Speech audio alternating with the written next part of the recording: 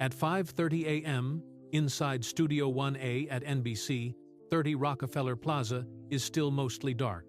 The floor manager raises a hand. 5 fingers. 4. 3. Savannah Guthrie adjusts her earpiece as the countdown pulses in her ear.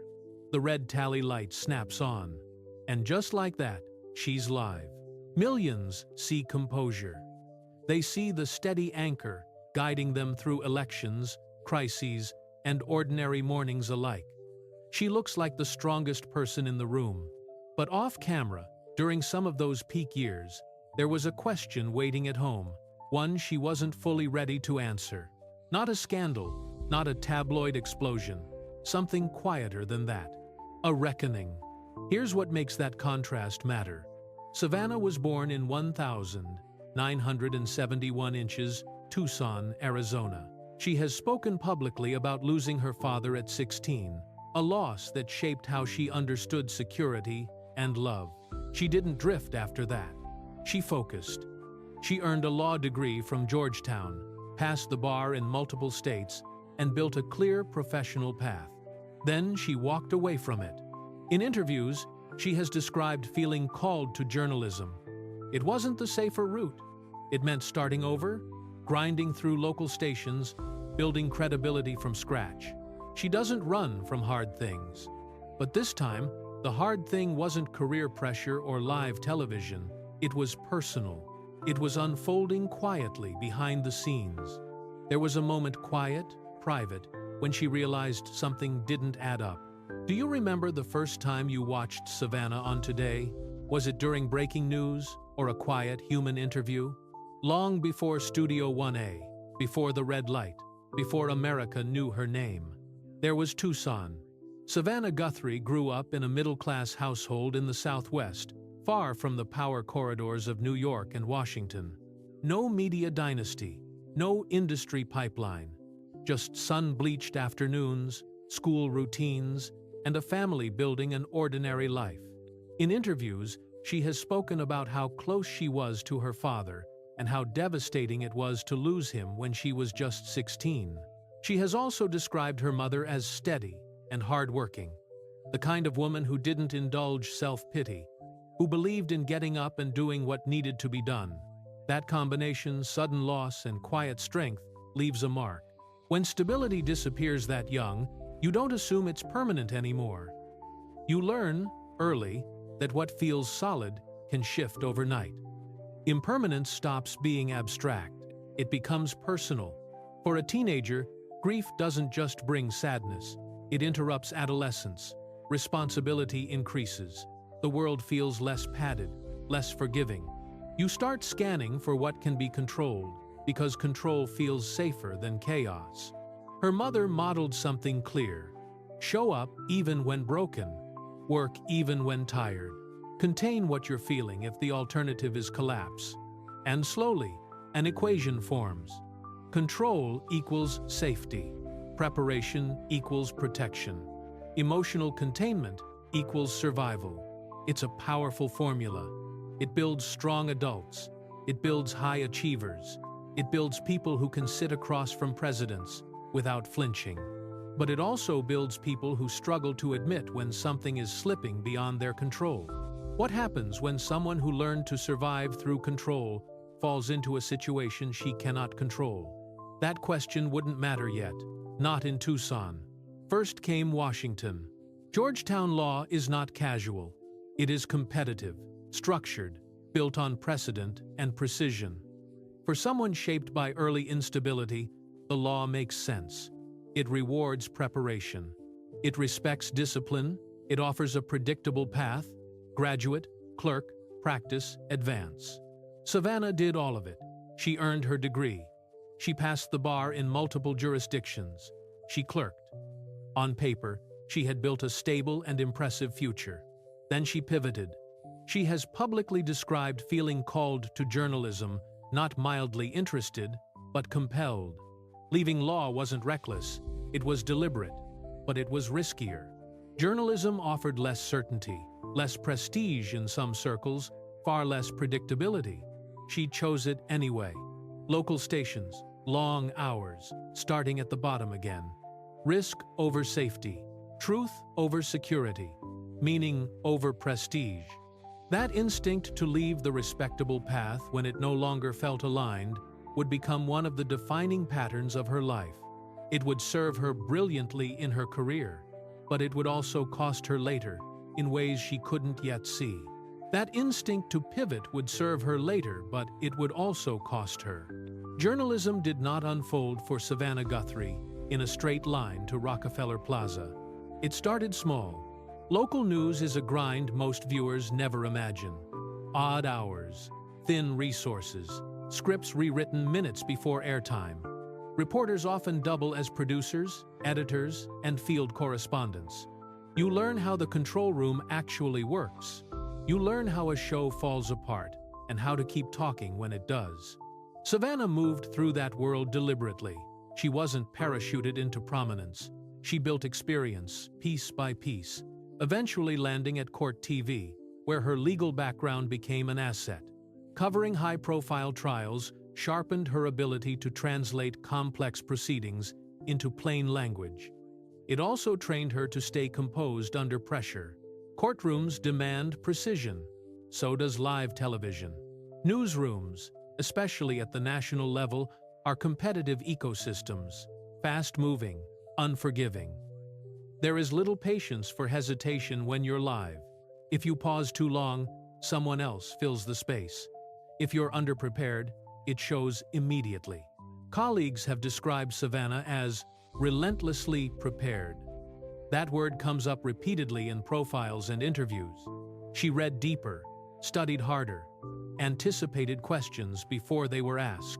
Preparation became her edge, and perhaps her shield. Then came NBC News. The transition from legal analyst to anchor is not cosmetic, it's structural. An analyst explains the news, an anchor carries it. The visibility shifts, the scrutiny intensifies. Your tone, your timing, even your facial expressions are dissected in ways that feel disproportionate to the moment. As she moved into more prominent roles, eventually becoming co-anchor of Today, she stepped into a space historically dominated by strong personalities and high expectations. Gender dynamics in network television are complex, though rarely discussed in simple terms. Authority in that room isn't granted automatically. It's earned. And often, it's tested. Every morning brought new stakes. Live television amplifies everything. A mispronounced name, a mistimed transition, a question that lands too softly or too sharply. These are small moments to viewers, but inside a major network environment, they reverberate. Accounts from journalists who've worked in similar spaces often describe the early years as intense, even overwhelming. It would be reasonable to assume her experience included moments of self-doubt. At that level, nearly everyone has them. But there's no record of public breakdown or dramatic retreat. If anything, the opposite. She stayed. And staying required something specific: emotional control. When you are live, you cannot process your own fear or uncertainty in real time. You suppress it. You compartmentalize. Personal life in one box, professional performance in another. If something hurts, you deal with it later. Live broadcast becomes emotional armor. The repetition of that discipline day after day, year after year, strengthens a particular muscle. The ability to absorb pressure without visible fracture. The ability to maintain tone while chaos moves through your earpiece. The ability to separate feeling from function. It made her exceptional on air. It also meant that very few people could tell when she was carrying something heavy of her own, because the same compartmentalization that protects you professionally can follow you home. It can blur the line between resilience and avoidance, between strength and silence. The skill that made her exceptional on air would later complicate her private life.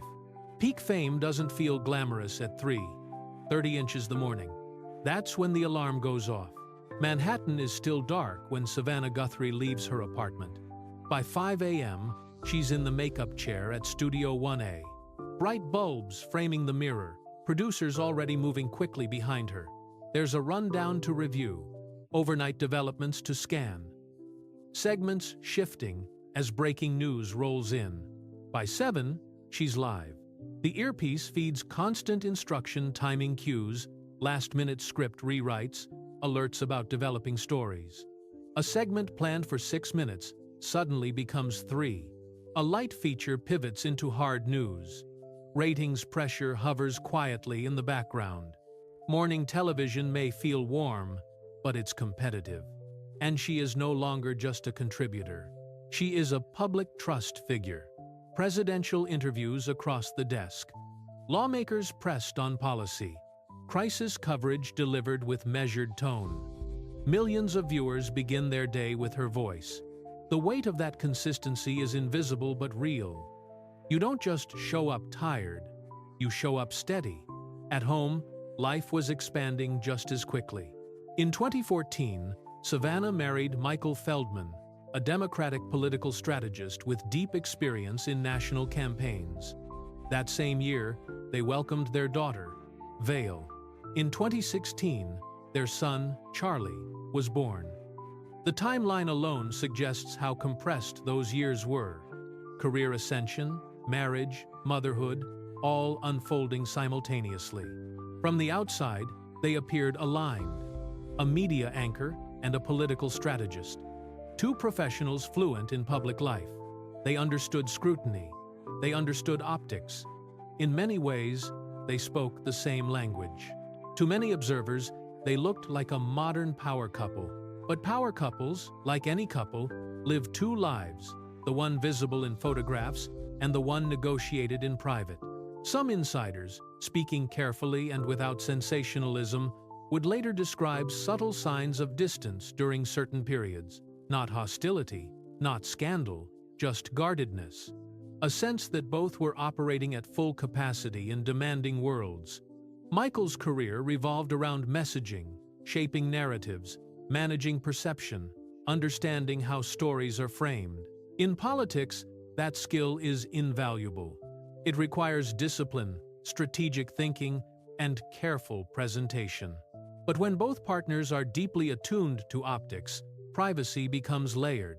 What is shared publicly? What stays contained? What gets managed rather than explored?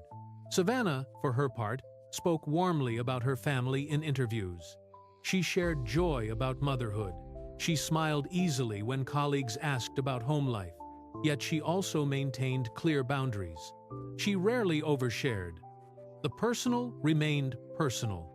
That restraint was consistent with everything viewers had come to expect from her: poised, thoughtful, measured. Meanwhile, her routine intensified. Wake up before dawn. Anchor live television. Navigate national crises. Return home to young children. Repeat. High achievement can mask quiet imbalance. When both careers are demanding, something has to absorb the overflow: time, energy, emotional labor. From the outside, it appeared seamless. From the inside, no marriage under that kind of schedule is untouched by strain. There were no public cracks, no abrupt announcements, just a life that looked extraordinarily full. And then, gradually, not dramatically, small questions began to surface. What unfolded next wasn't explosive. There were no screaming headlines, no dramatic public confrontation, no tabloid unraveling splashed across morning news, including her own. It was quieter than that. Gradual misalignment rarely announces itself. It shows up in scheduling strain, in conversations postponed, because one of you has to wake up at 3:30 a.m., in the exhaustion that comes from two high-capacity adults operating at full speed in parallel lanes. From the outside, everything still looked intact. Inside, imbalance can feel subtle at first. Savannah's visibility was enormous. Every morning, millions saw her face. Her interviews were clipped, replayed, analyzed. Her name carried national weight. Michael's work in political strategy was influential, but it operated largely behind the scenes. That asymmetry isn't inherently destabilizing. Many couples navigate differing levels of public attention successfully. But visibility changes energy. It changes how time is allocated, how public praise lands, how pressure distributes itself inside a home. Add young children to that equation. Add the demands of live television. Add a career built on performance, under scrutiny. Something has to absorb the overflow. Some insiders, speaking carefully and without sensational tone, have suggested that Savannah often took on the role of stabilizer, the one who made sure the moving parts aligned. That pattern isn't unusual among high-functioning partners. One person becomes the regulator, the emotional barometer, the one who smooths tension before it escalates. People close to her during that period described her as trying to hold things together. Not in panic, in disciplina. There's a difference. High-functioning people rarely collapse dramatically. They adjust, they compensate, they overfunction. If there's a gap, they fill it. If there's tension, they soften it. If there's strain, they work harder. But emotional labor has a weight, and when it distributes unevenly for too long, it shifts the foundation quietly. Then there was the financial dimension. It's important to stay precise here. There have been no confirmed public allegations of wrongdoing, no detailed disclosures laid out in courtrooms or official filings. However, some insider accounts over time have suggested that certain financial decisions created strain within the marriage. The specifics remain largely private, as they should. But what appears consistent in these accounts is not spectacle, it's impact. Because financial trust is rarely about dollars alone. It's about transparency. It's about shared awareness of risk. It's about knowing that the person beside you is operating from the same information you are. When questions arise about decisions you didn't fully understand in real time, whether they involve investments, obligations, or strategic choices, the emotional effect can be disorienting. Even if nothing catastrophic occurred, the sense of partial visibility can feel like a crack. For someone like Savannah, trained to read nuance, to detect gaps in testimony, to ask follow-up questions others might miss, that kind of realization can land especially hard. How did I not see it? How did I miss this? That question isn't about intelligence, it's about identity. She had built a career on perception, on discernment, on understanding what's happening beneath the surface of public statements. The idea that something significant could unfold within her own life without her full awareness doesn't just hurt, it unsettles. Because if your self-concept includes being perceptive, steady, in control, discovering blind spots, forces you to reevaluate more than the event itself. It forces you to examine your own internal narrative. The darkest part wasn't necessarily betrayal in the cinematic sense, it was ambiguity. The possibility that communication wasn't as transparent as it needed to be. That partnership, in some areas, may have been less reciprocal than assumed. That realization can fracture something invisible. And yet, she still showed up at 7 a.m. Still read the teleprompter, still asked measured questions of presidents and policymakers, still smiled at light-hearted segments between heavy headlines. Compartmentalization, the skill perfected over decades, kept functioning. But inside, the question deepened. Strength had always been her reflex. Now it risked becoming her silence. What shocked you most, the financial strain or the emotional imbalance? When strength becomes silence, how do you know it's time to stop carrying everything alone? If you trace the pattern backward, the logic becomes clearer. 16 years old, a father gone, stability shattered early. When something foundational disappears at that age, you don't just grieve, you reorganize. You begin scanning for what can be secured, what can be reinforced, what can be controlled.